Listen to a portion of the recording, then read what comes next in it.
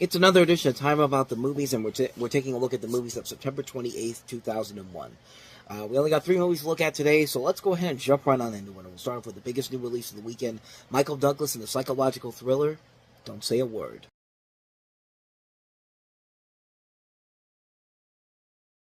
So in Don't Say a Word, you have a group of thieves that steal a rare gem, but in the process, 2 of the men double-cross the leader of the thieving group and take off with the precious stone. Now, 10 years have passed, and a prominent psychiatrist, played by Michael Douglas, is invited to an exam a disturbed young woman named Elizabeth, played by Brittany Murphy.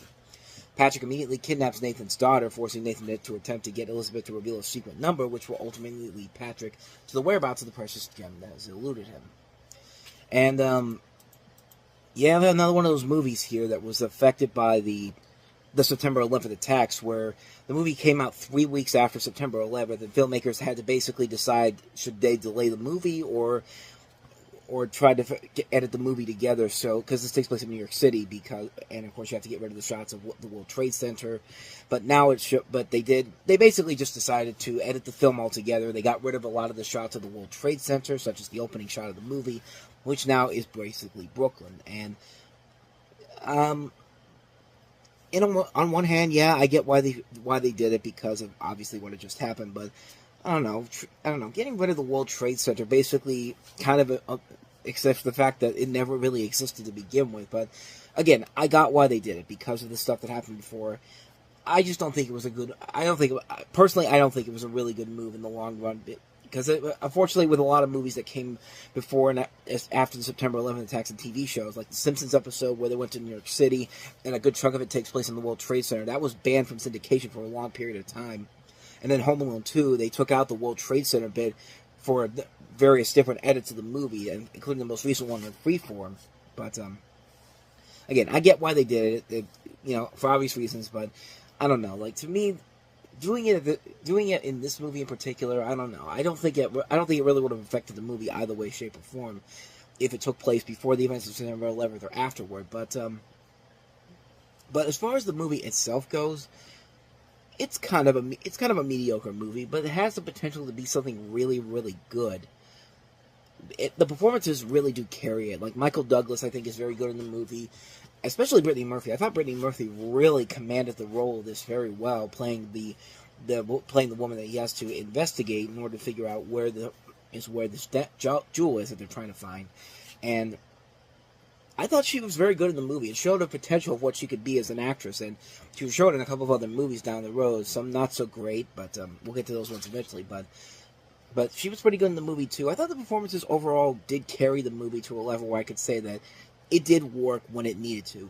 The story, I think, is kind of generic, and the big twist that happens basically kind of figures out to be what you expect it to be. I mean, you can pretty much tell where's it going to go, and it doesn't really lead itself into anything too spectacular or anything too intriguing to give it its own unique edge to it. I think the only thing that really does give it the unique edge is the performance by Brittany Murphy, which I think really is the true centerpiece of the movie. I think if that didn't work altogether, this thing would just crater apart at the seams almost immediately. But for what it is, I think it is an overall enjoyable film for what it is. I think it is it's a very enjoyable film, mostly because of the performances, not the mystery alone. It's kind of generic overall. It does run a little bit too long, but I think you can enjoy the performances enough to really get a sense of what the movie was trying to accomplish here. And I think that was the best thing about the film in general, are the performances. The story itself, kind of been there, done that, but you can let it slide with the performances being as good as they are. I think that's the best reason to watch the film. For a one-time watch, I'd say definitely check it out, but you're not really going to want to watch it again after the first time, honestly. But that's just my take on that one. So that's Don't Say a Word. So let's go ahead and move on to the next movie we have here, and that is Ben Stiller in Zoolander.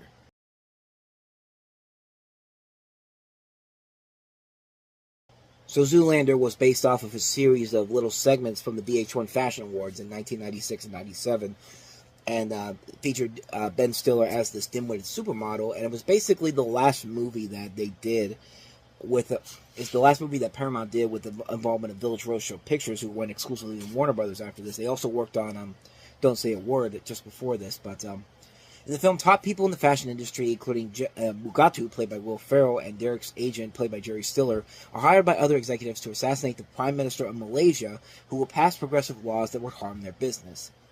The two plan to brainwash Zoolander into killing him. Meanwhile, Zoolander has several personal and career issues, including declining popularity, disappointment in his career choices with his family, and trying to find his true purpose when he suspects as not being a model. Through much research, there's a journalist played by Ben Stiller's wife, Christine Taylor, who becomes aware of the planned assassination and informs Derek about it. After he reconciles with the competing male model, played by Owen Wilson, the three try to stop the Prime Minister's assassination from happening. So yeah, basically it's trying to be a new Austin Powers, and it was the first comedy to open up after September 11th, so that kind of, needless to say, that kind of dinged the movie's box office potential back then because of what happened.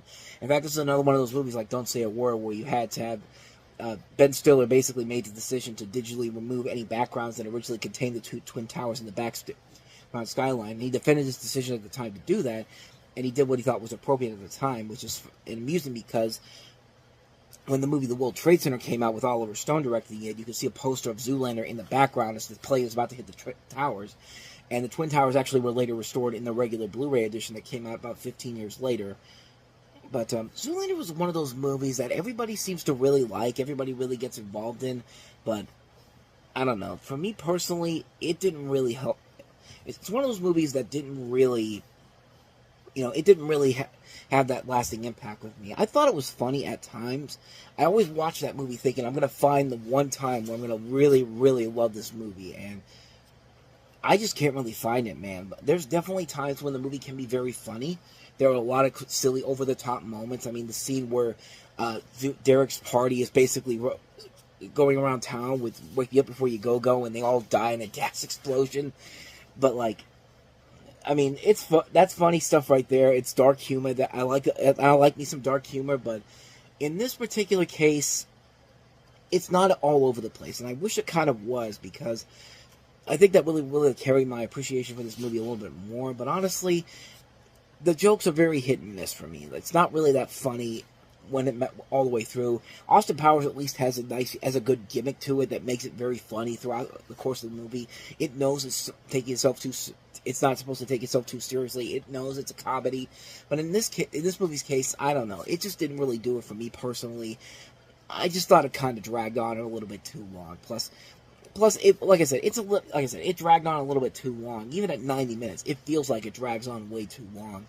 And I didn't really get the full investment and the overall enjoyment of it that I think a lot of people really wish they could have gotten. Really wish they get with it, because a lot of people do like this movie.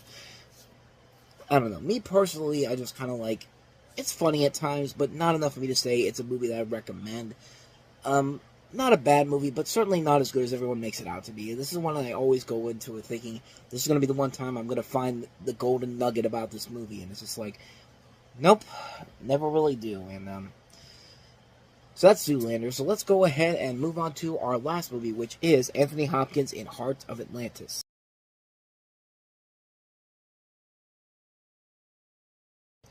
Or Hearts in Atlantis, whatever title you want to go with here. But this is a gentle, innocent movie about the reflections of an aging man played by David Morse, who returns to his hometown after the death of his best friend.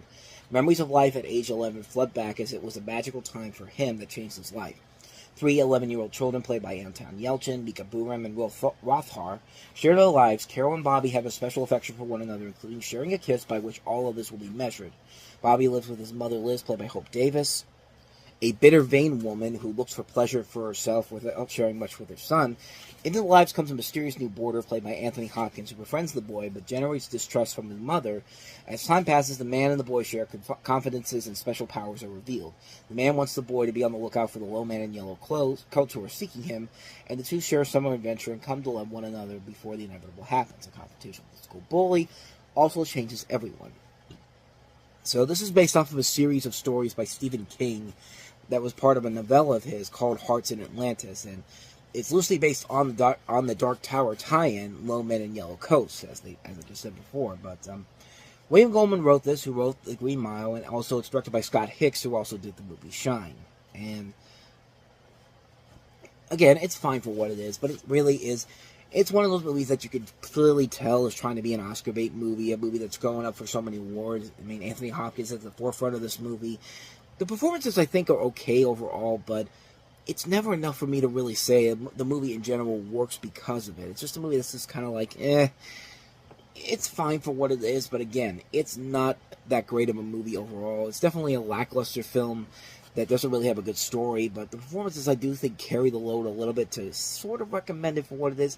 Kind of like with Don't Say a Word, I would say that for a one-time watch it works, but other than that, though, there's no real reason to watch this again a second time. So yeah, that's Hearts in Atlantis.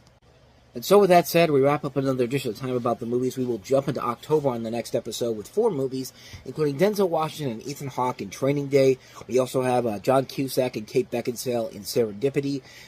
Steve Zahn and Lily Sobieski in the horror thriller Joyride, also with Paul Walker, and Disney's Max Keeble's Big Move. So we'll take a look at those 4 movies on the next episode. But until then, thank you so much for watching, and if you want to see more videos like this, please hit the plays on the next page, check out the previous episode, and also don't forget to hit the like and subscribe button if you want to see more videos like this on this channel. So with that said, I am off, I will see you guys next time, and until then, as always, take care.